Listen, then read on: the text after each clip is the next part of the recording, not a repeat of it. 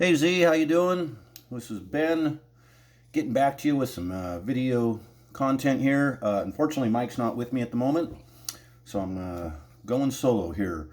Uh, I did what you took your advice. I started my own playlist that just copied yours that you have, and I've also started commenting on some videos as well. Just got done watching the video you posted where you talked about three things. It was guns and murder, white nationalism, and then the monetary billionaires, the monetary system. So I think with guns and murder, I think that we are actually all on the same page with this. I think there's probably a little disconnect with where we're getting our statistics from. I just Googled it. Perhaps that's not accurate. But aside from that, I think we're all on the same page here. I think we actually all kind of agree on this that assault weapons, while firearms being in the hands of the wrong person is certainly an issue. But if you look at statistics, gun deaths in the United States, that's not the problem. When you look at deaths, alcohol related deaths, cancer deaths, cigarettes. Yeah, it's just not. It's I think we're all in agreement here. It's not assault weapons are just not the issue. It's not an issue. It's kind of a non-issue. How we define assault weapons is completely wrong. We agree on that.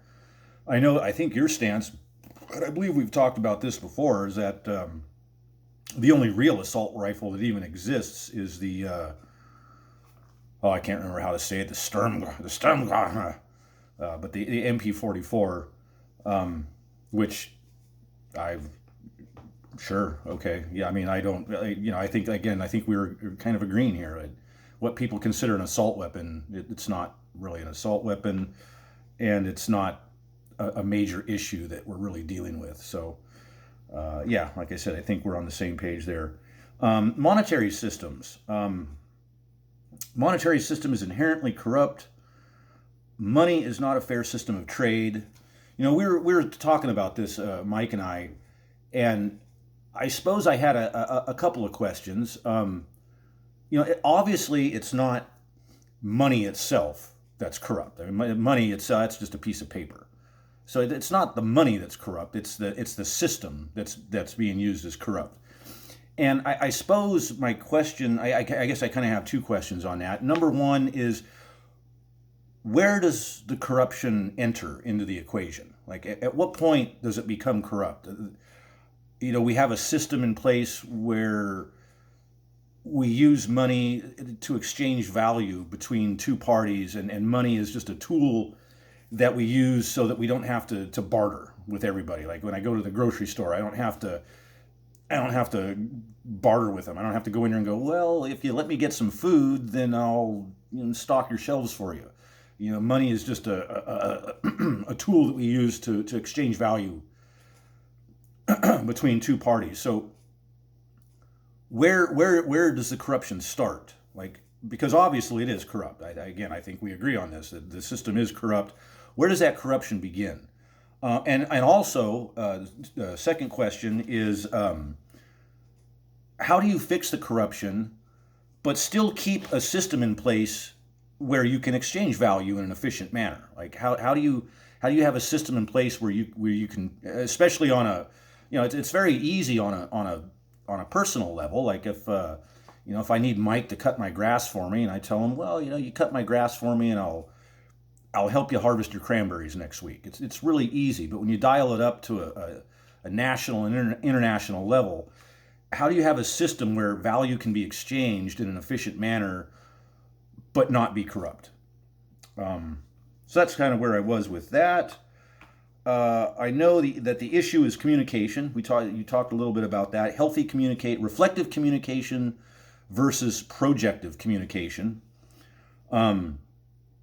There's a quote by Walt Whitman that I saw it the other day, and I really liked it. And it's the quote was, "Be curious, not judgmental." And I thought that kind of I think it plays into what we're talking about with communication. The difference between healthy communication, reflective communication, and projective communication is a lack of judgment and an abundance of curiosity. If you ask questions rather than judge, I think that you're gonna communicate very well with people.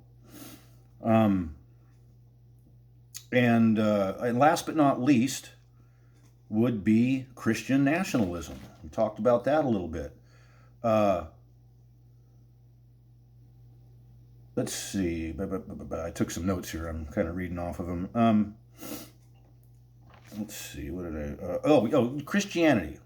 Regular Christianity has been perverted by white nationalism. Good religion versus bad religion. We all agree, me, you, and Mike, I think, that religion is an inherently bad thing.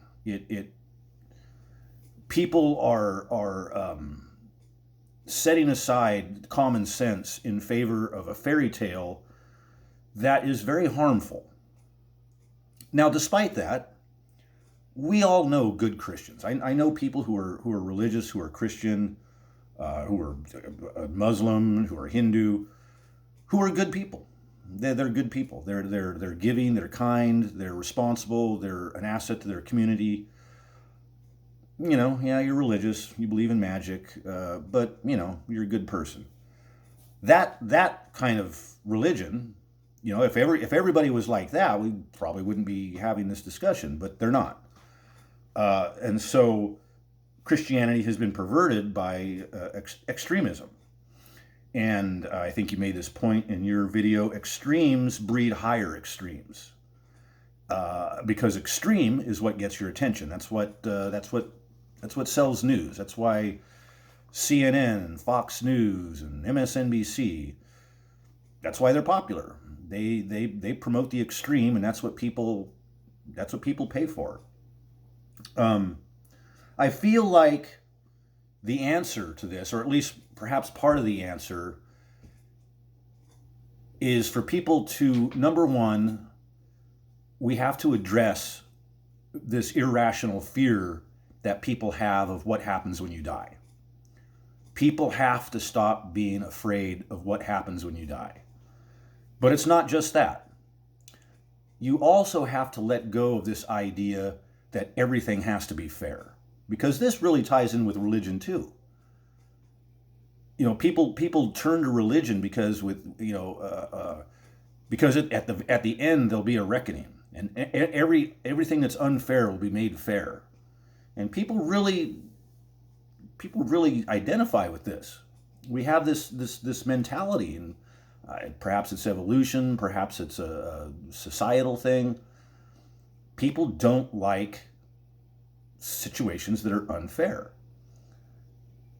And that's fine. It's okay to not like things that are unfair, and it's okay to try to change it. But at the same time, you've got to understand that life isn't fair, and you've got to make your peace with it. And you have to stop turning to magical ideas to achieve balance in what your sense of fairness is. So yeah, that's kind of where I'm at with the video here. I'm going to post this up and send it to you. Again, like I said, I started a new playlist, and I'm going to post my videos to there. I'm going to try to hook up with Mike either perhaps later today, maybe tomorrow, and we'll try to get some video in together. But aside from that, yeah, man, enjoying the back and forth. Hope you and Luna are doing well, and we'll talk to you later. Aloha.